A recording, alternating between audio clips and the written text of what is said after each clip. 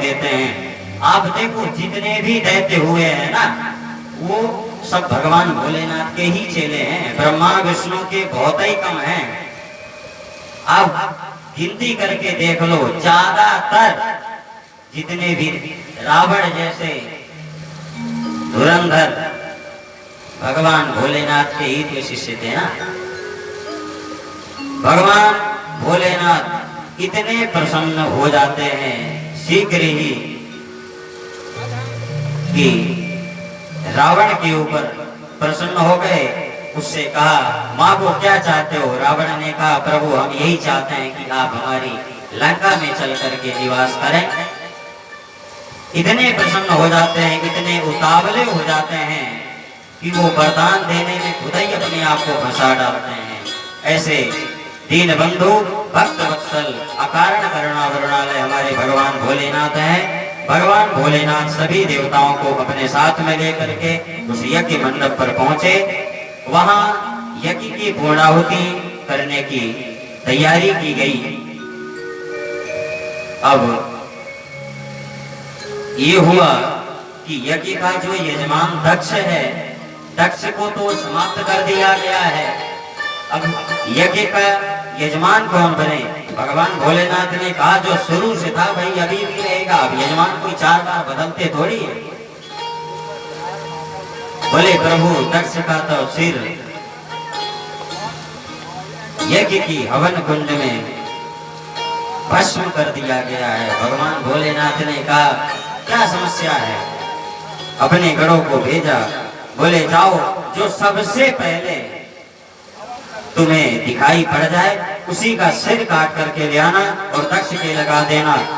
भगवान के गणों ने विचार किया कि यह दक्ष बड़ा मैं करता रहता था। मैं दक्ष प्रजापति, मैं दक्ष प्रजापति, तीनों लोगों का स्वामी, प्रजा का स्वामी। बेटा बहुत ज्यादा मैं किए हो तो अब लोग करते ही हो। भगवान भोलेनाथ के गणों ने देखा कि सामने से एक बकरा चला आ रहा था। उस बकरे का ही सर काट करके ले जा करके दक्ष के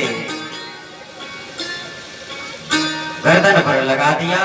दक्ष भगवान की तरह तरह से स्तुति करता है, प्रभु मुझसे गलती हुई, मुझसे भूल हुई, मैं आपसे क्षमा चाहता हूँ और इस यज्ञ की पूर्णाहुति कृपा करके आप करें, क्योंकि आपके बिना उपस्थिति के किसी भी यज्ञ की पूर्णाहुति असंभव है। हमने आपको भाग नहीं दिया, इसलिए हमारा यह यज्ञ पूरा नहीं हुआ। प्रभु कृपा करके अब आप इस यज्ञ को पूरा करें। भगवान भोलेनाथ ने पूछा कि जो दांत टूटे थे ना, पूछा ने कहा, प्रभु हमारे तो दांत ही नहीं है, बताओ भंडारा होगा यज्ञ में, हम कैसे खाएंगे, प्रसाद कैसे खाएंगे? भगवान ने कहा, एक काम करना, तुम्हारे बगल में जो पड़ोसी बैठेगा वो चबा चबा करके दे देगा और तुम खा लिया करना। भृगु जी महाराज की दाढ़ी उखड़ गई थी। भृगु जी महाराज के बकरे की दाढ़ी लगा दी गई। बहुत दाढ़ी हिला करके हंस रहे थे, लो अब हंसते रहो। पूछा इत्यादि सभी ने अपने मन में विचार किया कि भैया लालच बुरी बला है। अब जितना मिल गया है उतना खूब है, अब ज्यादा लेने का प्रयास करेंगे तो लालच बुरी बला है ना, वो भी नुकसान ही कर देती है। अति सर्वत्र वर्जेत, इतना भगवान ने दे दिया बहुत है, अब अति हमें नहीं करना चाहिए। सभी संतुष्ट हुए भगवान के इस आज्ञा को मान करके। पुनः यज्ञ प्रारंभ हुआ। भगवान भोलेनाथ की कृपा प्रसाद रूप पुनः यज्ञ संपन्न हुआ और सभी देवता भगवान की स्तुति करते हैं। प्रभु आपकी बिना उपस्थिति के किसी भी यज्ञ का संपूर्ण होना, किसी भी यज्ञ की पूर्णाहुति होना असंभव है। हमारे भूत भावन भगवान भोलेनाथ का आइए हम एक छोटा सा भजन श्रवण करते हैं। तत्पश्चात आज भगवान श्री बाल कृष्ण का जन्मोत्सव दिवस है। आज भगवान का जन्मोत्सव मनाना है। अभी कथाएं बहुत शेष हैं। एक छोटा सा भजन श्रवण करने के पश्चात हम सभी आगे की कथा में प्रवेश करेंगे। अभी इसके आगे मनु जी महाराज के जो 2 पुत्र प्रियव्रत और उत्तानपाद जी हुए। इनके उत्तानपाद जी के पुत्र ध्रुव जी महाराज हुए, जिनका चरित्र आप सभी प्राय करके सुनते रहते हैं, जानते रहते हैं। और कथाएं तो प्राय करके अब हर क्षेत्र में होती ही रहती हैं। ध्रुव जी महाराज वही जिन्होंने 5 वर्ष की अवस्था में उस परमात्मा को प्राप्त कर लिया, जिस परमात्मा को प्राप्त करने के लिए ऋषियों मुनियों को हजारों हजारों वर्ष लग जाते हैं, शरीर में दीमक जम जाती है, फिर भी परमात्मा की प्राप्ति वो नहीं कर पाते। उन्हीं हजारों हजारों वर्ष में न प्राप्त होने वाले परमात्मा को ध्रुव जी महाराज ने 5 वर्ष की आयु में मात्र 6 महीने में ही प्राप्त कर लिया था। आइए हम एक छोटा सा भजन भगवान भोलेनाथ का श्रवण करें, तत्पश्चात कथा में प्रवेश करेंगे। ऐसी बिगड़ी बनाने वाला, ऐसी बिगड़ी बनाने वाला और नहीं, वो भोलानाथ से निराला कोई और नहीं, वो भोलानाथ से निराला कोई और नहीं, वो भोलानाथ से निराला कोई और नहीं। कोई सी बिगड़ी बनाने वाला, बिगड़ी बनाने वाला और नहीं, ये भोलानाथ से निराला कोई और नहीं, भोलानाथ से निराला कोई और नहीं। शंकर भगवान की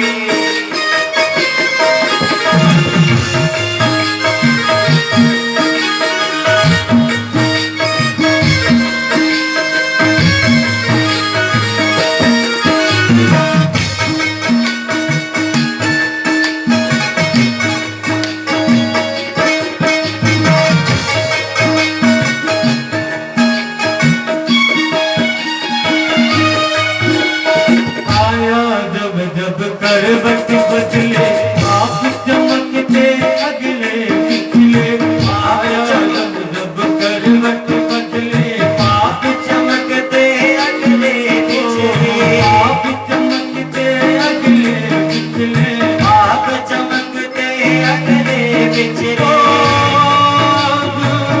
मुझको बचाने वाला, मुझको बचाने वाला और नहीं, भोलानाथ से निराला कोई और नहीं, भोलेनाथ से निराला कोई और नहीं, भोलानाथ से निराला कोई और नहीं, भोलानाथ से निराला कोई और नहीं।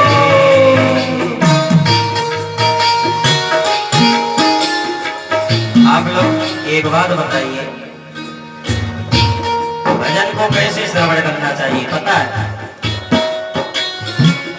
प्राय करके जहाँ भी आप कथा में जाते हैं, किसी भी उत्सव में जाते हैं, आपसे वहां ताली की सेवा मांगी जाती है। श्रोताओं की सबसे बड़ी सेवा वक्ता के लिए, भजन कीर्तन करने वालों के लिए सबसे बड़ी श्रोताओं के द्वारा जो सेवा होती है वो क्या होती है पता है? ताली। आप लोग ऐसे बैठे हुए हैं जैसे महीने भर का आलस हमारे शरीर में भरा है। भैया ताली बजाने में कंजूसी क्यों करते हो? से निराला कोई और नहीं, भोलानाथ से निराला कोई और नहीं। ओ ऐसी बिगड़ी बनाने वाला, बिगड़ी बनाने वाला और नहीं, ये भोलानाथ से जय हो कोई और नहीं, भोलानाथ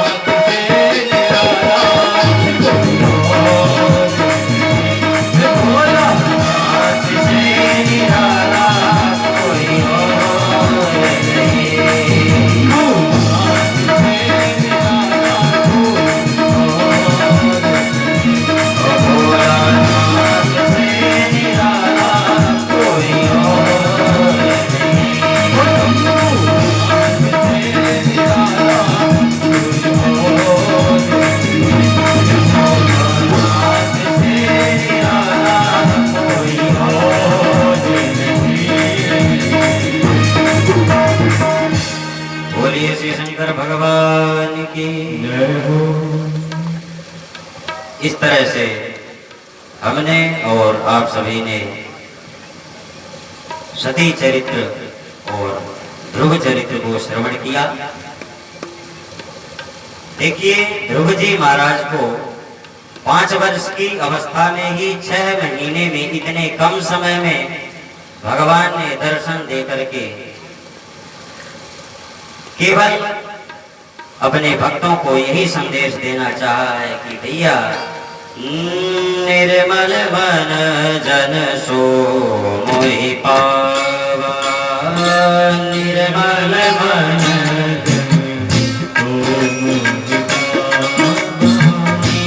निर्मल मन जन सो मोहि पावा, निर्मल मन जन सो मोहि पावा,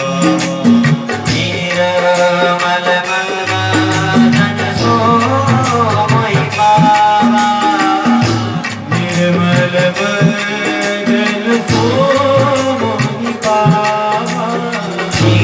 निर्मल मन जन सो मोहि पावा, निर्मल मन जन सो मोहि पावा, मोहि कपट चलते नभावा, मोहि कपट चलते नभावा, मोहि कपट चलते नभावा। मोहि कपट चलते नभावा। भगवान कहते हैं, निर्मल मन जन सो मोहि पावा, मोहि कपट छल छिद्र न भावा। भैया, अंदर बाहर एक समान रहो, बदलो मत। अंदर कुछ और है, भीतर से राम राम और बाहर से कसाई काम। ऐसा काम बिल्कुल भी मत करो, यह मुझे बिल्कुल भी पसंद नहीं है। मुझे क्या पसंद है? निर्मल मन जन सो मोहि पावा, मोहि कपट छल छिद्र न भावा।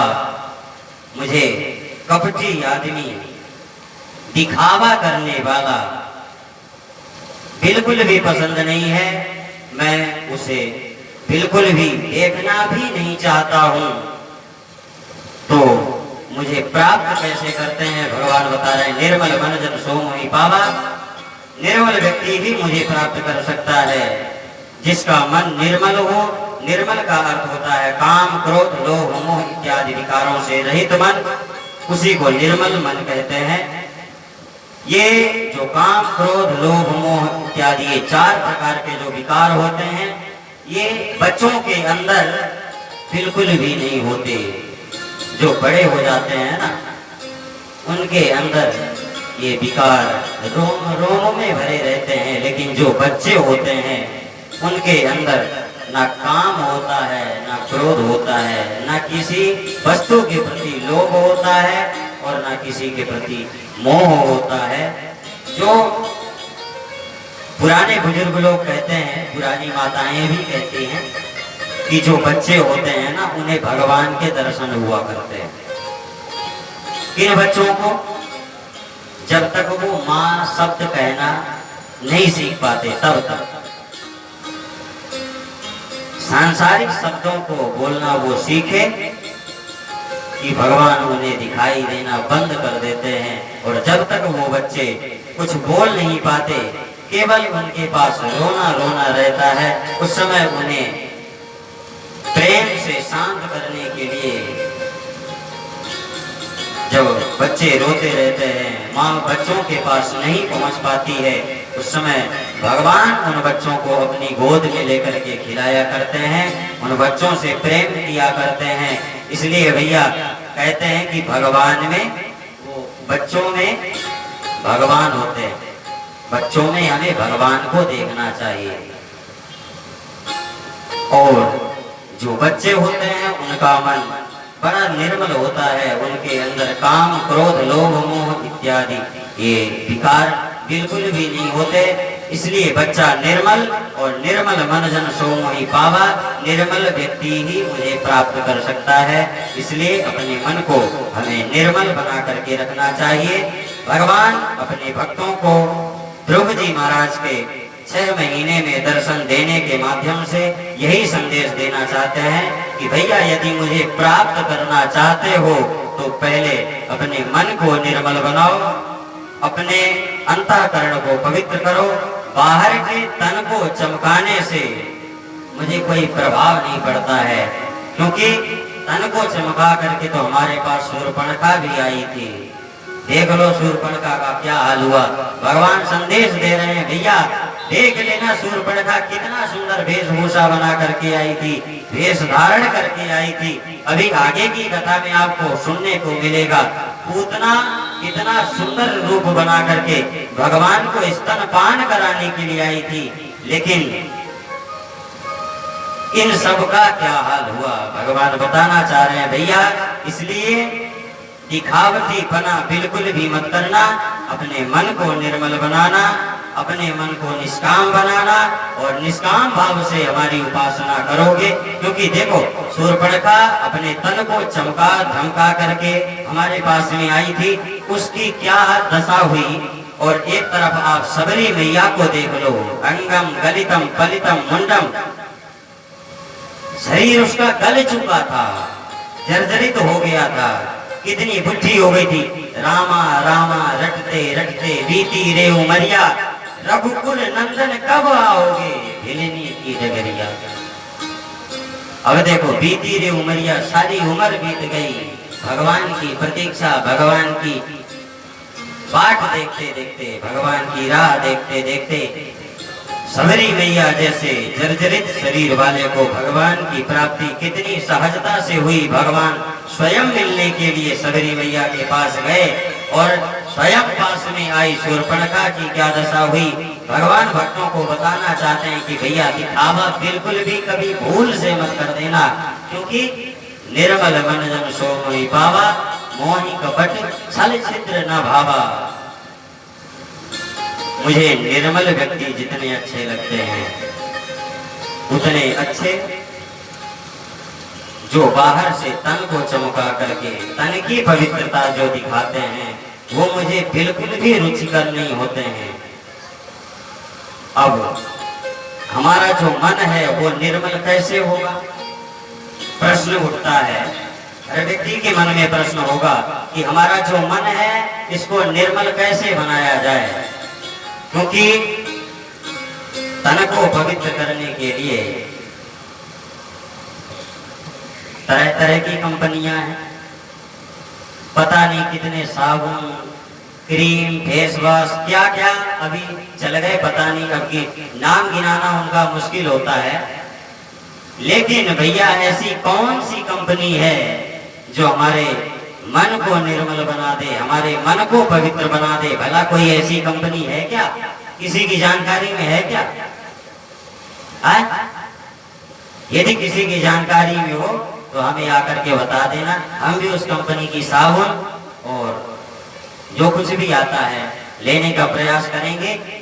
यथार्थ सत्य तो यही है कि इस मन को पवित्र और निर्मल बनाने के लिए केवल एक ही क्रीम पाउडर साबुन है जो परमात्मा नाम की कंपनी से आता है, और वो क्या है? श्रीमद् भागवत महापुराण। एतस्माद् परम किंचिन मनः शुद्धिः न विद्यते, जन्मांतरे भवेत् पुण्यं तदा भागवतं लभेत्। जब व्यक्ति के जन्म जन्मांतर कल्प कल्पांतर में किए हुए पुण्य एकत्रित होते हैं तभी उसे इस श्रीमद् भागवत महापुराण की प्राप्ति होती है।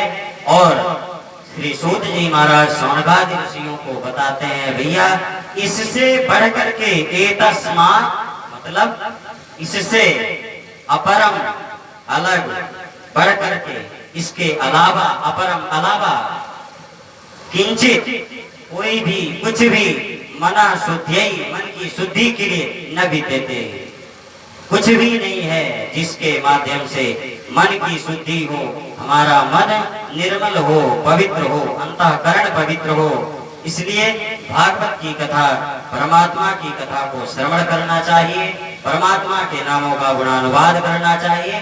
और जब हमारा मन निर्मल होगा, हमारा अंतःकरण पवित्र होगा, तभी हमें उस परमात्मा की प्राप्ति होगी। ध्रुव जी महाराज का मन निर्मल था, अंतःकरण परम पवित्र था। उन्हें तो उस सिंहासन की गरिमा भी पता नहीं थी, जिस सिंहासन के लिए वो भगवान की तपस्या करने के लिए 5 वर्ष की आयु में ही घर से वन की ओर निकल पड़े। उन्हें तो बस ये था कि हमें पिता की गोद, बच्चों का प्रेम होता है ना। अब आप कहो कि आप बताएं व्यास जी की काम, क्रोध, लोभ, मोह नहीं होना चाहिए। बच्चों को मोह होता है, ममता होती है अपनी माता के प्रति, पैदा होते ही क्रोध होते हैं। तो वो मोह ममता भैया अलग है।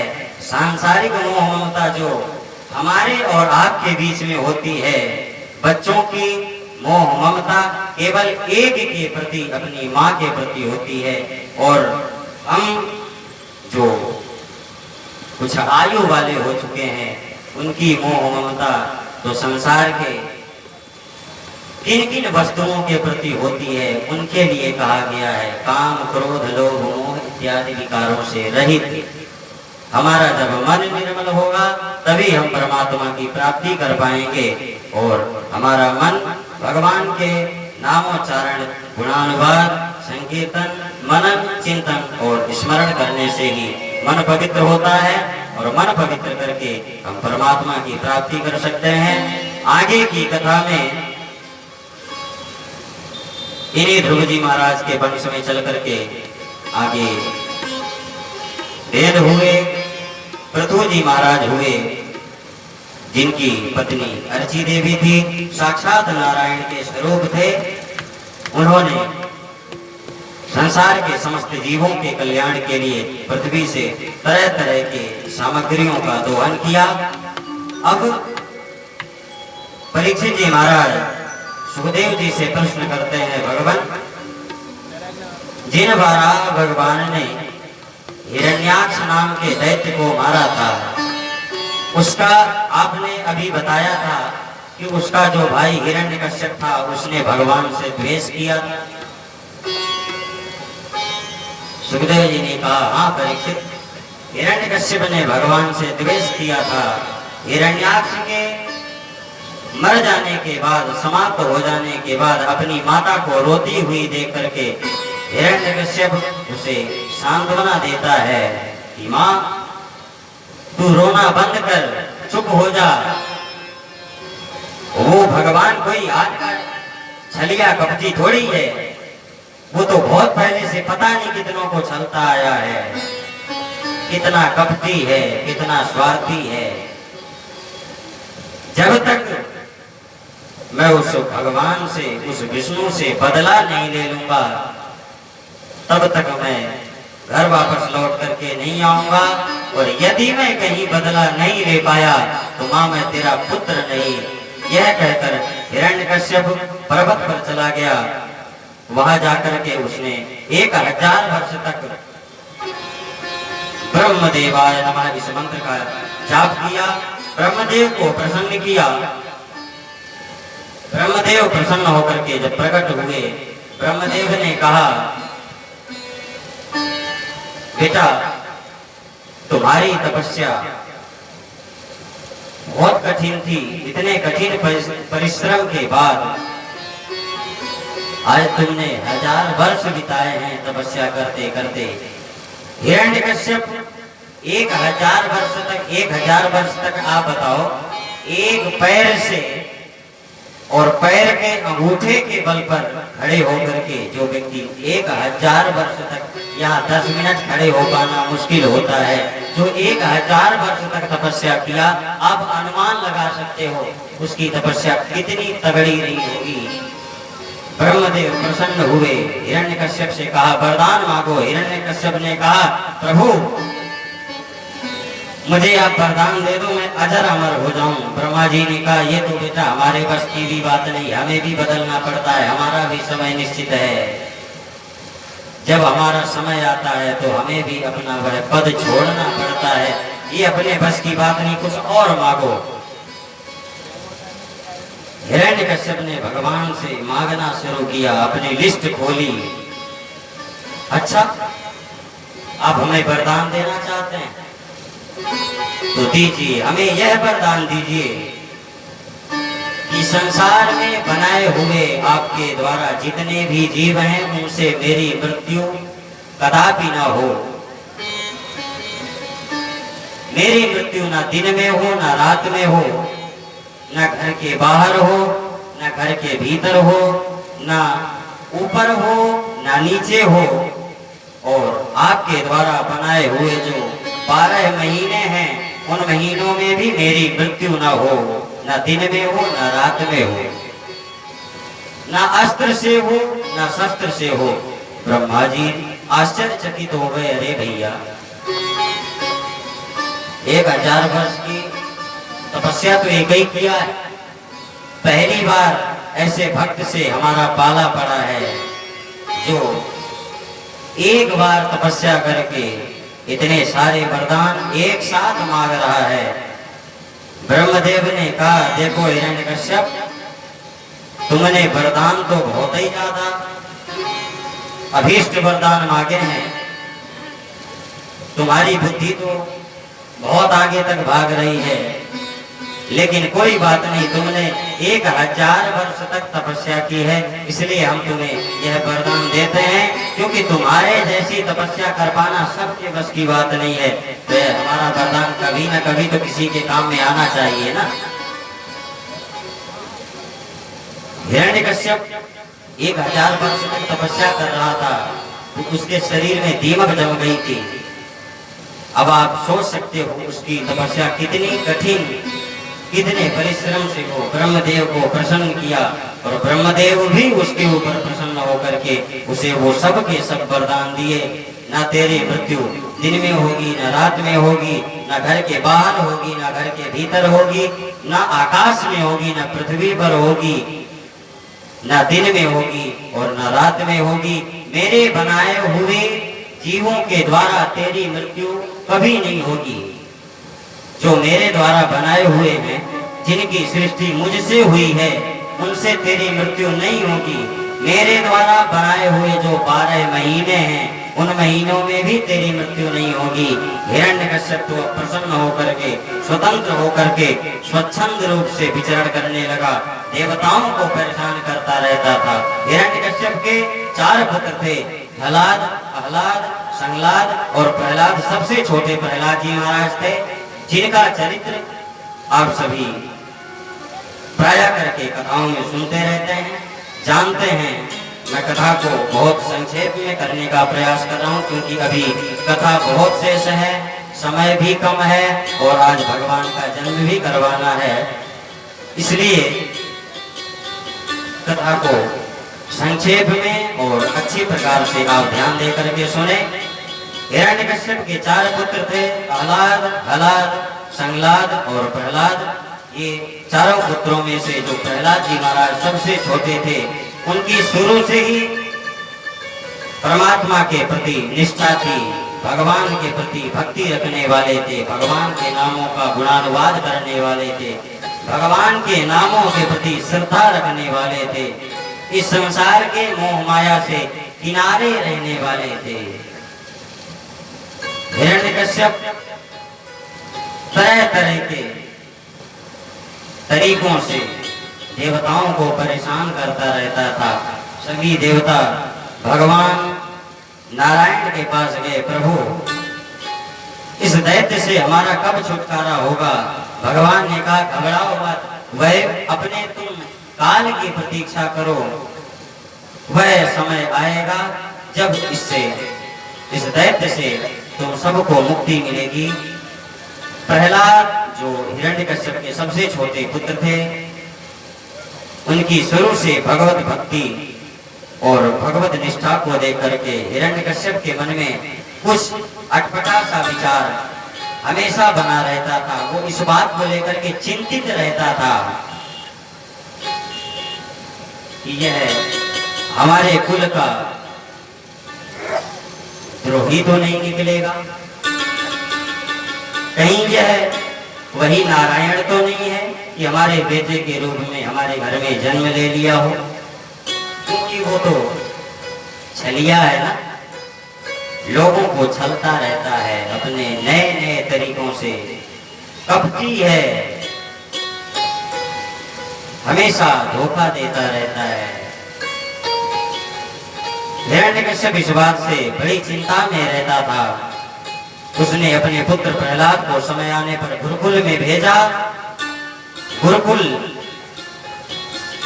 जाने के बाद जब कुछ दिन व्यतीत हो गए तो श्री सुखदेव जी महाराज कहते हैं कि एकदा सुरराज पुत्र मंक मारोप्य पांडव